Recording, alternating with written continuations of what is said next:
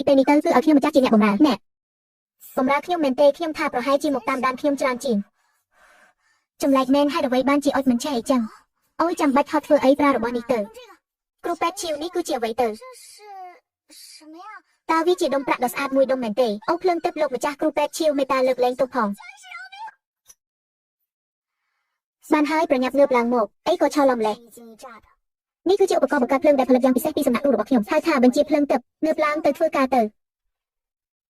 ឈីវអ៊ីអ្នកបាននិយាយការពីម្សិលមិញថាលោកម្ចាស់សម្រាប់នៅលើក្រៃយូរពេកនឹងធ្វើឲ្យស្បែកនឹងសាច់មានការជិះចាប់រហូតដល់លួចតើមានរឿងបែបនេះមែនទេពិតណាស់បើលោកគ្រូពេទ្យលួងចាំងមិនជឿទេទៅមើលដល់ផ្ទាល់ទៅគង់តែដឹងទេខ្ញុំធានាថាពិតជាមានរឿងឲ្យភ្ញាក់ផ្អើលមិនខានខ្ញុំគ្រាន់តែមានអារម្មណ៍ថាក្នុងរបស់ខ្ញុំរៀងស្ទប់បន្តិចតែមិននឹកស្មានថាវាឈានដល់កម្រិតនេះសោះស្រីម្នាក់នេះនិយាយត្រូវបើមិនប្រញាប់ព្យាបាលទេហើយបណ្ដោយឲ្យវារីករាលដាលបន្តទៀតសាច់នឹងរលួយចូលទៅដល់គ្រូឆ្អឹងដល់ពេលនោះសំបីតែទេវតាក៏ជួយមិនបានដែរចុះចង់សួរគ្រូពេទ្យឈីវថាគួរតែដោះស្រាយយ៉ាងណាទៅងាយស្រួលបំផុតទី1ចាប់ពីពេលនេះទៅក្នុងមួយថ្ងៃត្រូវជួយបង្វែរខ្លួនឲ្យលោកម្ចាស់យ៉ាងហោចណាស់4ដងម្ដងកន្លះម៉ោងទី2រក្សាមុខរបួសឲ្យស្អាតនិងស្ងួតជានិច្ចទៅយកសារដែលមានកម្រិតខ្ពស់បំផុតនៅក្នុងពុម្ពព្រឹកមកឲ្យខ្ញុំមួយត្រមកនេះប្រហែលជាអាចនឹងឈឺបន្តិចហើយទ្រាំបន្តិចទៅលោកម្ចាស់គ្រូពេទ្យឆៅនេះគឺជាវិធីព្យាបាលបែបណាទៅប្រើស្រាខ្លាំងមកភ្ញួចមុខរបួសបែបនេះមិនមែនជាការបន្ថែមប្រេងលើភ្លើងទេអ្នកដឹងស្អីទៅអ្វីដែលខ្ញុំកំពុងធ្វើនេះគឺការសម្អាតឲ្យបរិសុទ្ធពីនេះសាហាវណាស់មុខរបួសងាយនឹងតាក់ទាញខ្យល់អាក្រក់ចូលមកបៀតបៀនត្រូវតែប្រើទឹកទេពចាក់វាលដែលក្តៅនិងខ្លាំងបំផុតនេះមកលាងជម្រះទើបអាចកាត់ផ្តាច់ពីខាងក្នុងនិងខាងក្រៅបានដើម្បីកម្ចាត់មេរោគឲ្យអស់ពីប្រភពនេះគឺជាវិធីសម្ងាត់ដែលមិនត្រូវបង្ហាញឲ្យអ្នកក្រៅដឹងឡើយនៅក្នុងបទរបស់ខ្ញុំមើលហើយរៀនសូត្រតាមទៅលោកម្ចាស់លោកកុងកុងលីមកពីវាំងខាងកើតបានមកដល់ហើយគាត់ប្រាប់ថាព្រះអង្គម្ចាស់រាជទីយាបាននិយាយថាលោកម្ចាស់ឲ្យគាត់ចូលមកចុះលោកម្ចាស់កំពុងឈឺបើទុកភ្ញៀវឲ្យនៅខាងក្រៅទ្វារវានឹងធ្វើឲ្យយើងមើលទៅហាក់ដូចជាមានរឿងលាក់បាំងទៅវិញទេទូបង្គំសូមថ្វាយបង្គំលោកម្ចាស់ចិនវាងព្រះអង្គម្ចាស់រាជទីយាបាននិយាយថាលោកម្ចាស់ប្រជូនក៏មានព្រះតីបារម្ភជាខ្លាំងទើបបញ្ជាឲ្យទូបង្គំនាំយកយន្តស៊ីស្ដេចដែលមានអាយុកាល1000ឆ្នាំមកថ្វាយដើម្បីជួយបំពេញកម្លាំងដល់លោកម្ចាស់អរគុណរៀមច្បងរាជទីយាហើយដែលមានព្រះតីបារម្ភអូហូអ្នកនាងម្នាក់នេះមើលទៅហាក់ដូចជាប្លែកមុខខ្លាំងណាស់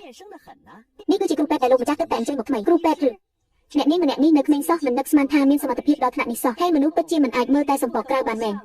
លោកកុងកុងធ្វើដំណើរមកពីវាំងខាងកើតប្រហែលជាប្រញាប់ប្រញាល់ខ្លាំងហើយមើលទៅបានជាញើសនៅលើថ្ងាសរហូតមកដល់ពេលនេះនៅមិនទាន់ស្ងួតទៀតអាកាសធាតុក៏មិនក្តៅដែរលោកកុងកុងប្រហែលជាខ្សោយកម្លាំងខ្លាំងហើយមើលទៅគ្រូពេទ្យឆៅនិយាយលេងសើចពេកហើយទូបង្គំគ្រាន់តែបារម្ភពីសុខភាពរបស់លោកម្ចាស់តែប៉ុណ្ណោះអ្នកនៅគ្រូរបស់ខ្ញុំធ្លាប់បង្រៀនខ្ញុំពីវិធីពិនិត្យជំងឺទាំង4យ៉ាងគឺមើលស្ដាប់សួរនិងស្ទាបជីកចោពាក្យថា Goomer នេះគឺសំខាន់និងល្អិតល្អន់បំផុតខ្ញុំមើលទៅលោកកុងកុងហាក់ដូចជាដើមមិនដឹងមកតែសោះកែវភ្នែកក៏រចុះរឡើងពេលនិយាយម្រាមដៃចង្អុលចេះតែរួញចូលដោយមិនដឹងខ្លួននេះមិនមែនបណ្ដាលមកពីការហត់នឿយនោះទេតែវាគឺជាសញ្ញានៃការមានចិត្តមិនស្ងប់លោកកុងកុងតើមានរឿងអ្វីក្នុងចិត្តមែនទេជំងឺរបស់លោកម្ចាស់គឺហាមដាច់ខាតមិនឲ្យអ្នកដែលមានបំណងអាក្រក់មកសួរសុខទុក្ខឡើយព្រោះអ្វីដែលមាននៅក្នុងចិត្តមនុស្សជួនកាលវាសាហាវជាងខ្យល់ត្រជាក់ពីខាងក្រៅទៅទៀតលោកកុងកុងគឺជាមនុស្សដែលស្មោះត្រង់បំផុតនៅក្បែរព្រះអង្គម្ចាស់រាជទីយាប្រហែលជាគ្មានបំណងអ្វីផ្សេងនោះទេមែនទេយើងសិនតែនេះយើងសូមទទួលលោកហើយលោកកុងកុងអាចត្រឡប់ទៅទូលថ្វាយព្រះអង្គម្ចាស់រាជទីយាវិញបានហើយគ្រាន់តែប្រាប់ថាព្រះអង្គម្ចាស់ចិនវាងសុខសប្បាយជាទេចំណែកវិជាពេទ្យរបស់ខ្ញុំក៏ពូកែខ្លាំងណាស់ដែរមិនបាច់រំខានព្រះអង្គម្ចាស់រាជទីយាបារម្ភឡើយអ្នកជាគ្រូពេទ្យម្នាក់នេះហាក់ដូចជាមានប្រយោជន៍ជាងអ្វីដែលយើងបានគិតទៅទៀតអ្នកប្រាប់មើលតើខ្ញុំគួរបញ្យល់ពួកគេយ៉ាងម៉េចអំពីអត្ថភាពនៃបាក់តេរីទៅនិយាយទៅពួកគេក៏មិនយល់ដែរតែបើមិននិយាយខ្ញុំពិតជាមិនសនុកក្នុងចិត្តសោះមិនអាចទៅប្រាប់ពួកគេថាអ្វីដែលអ្នករាល់គ្នាត្រូវតាំងជាមួយនោះគឺពួកមនុស្សតូចដែលមើលមិនឃើញនោះទេពួកគេច្បាស់ជាចាត់ទុកខ្ញុំជាមនុស្សឈួតមិនខានថ្ងៃនេះព្រះអង្គមានអារម្មណ៍យ៉ាងណាដែរអាចយាងមកបានឆ្ងាយដល់ថ្នាក់នេះដោយខ្លួនឯងទៅហើយមើលទៅថ្នាំទឹកនិងវិជាពេទ្យទឹករបស់ខ្ញុំពិតជាមានប្រសិទ្ធភាពណាស់របស់នេះឲ្យអ្នកឲ្យខ្ញុំ